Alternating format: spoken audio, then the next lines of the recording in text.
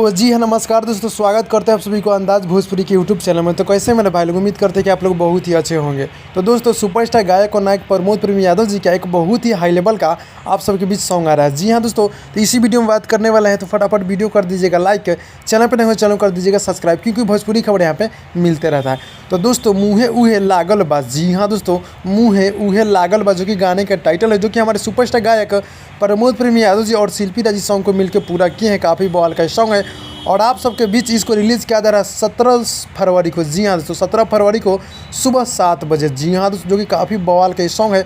और बता दूँ कि गीत को लिखे हमारे विशाल भारती जी और म्यूज़िक है आर्या शर्मा जी के। काफ़ी बवाल की म्यूज़िक आर्या शर्मा जी देते हैं और इसको रिलीज़ किया जा रहा है नया भोजपुरी प्रेजेंट यूट्यूब चैनल के माध्यम से। जी हाँ दोस्तों, जो कि वीडियो फॉर्मेट में काफ़ी बवाल का सॉन्ग है।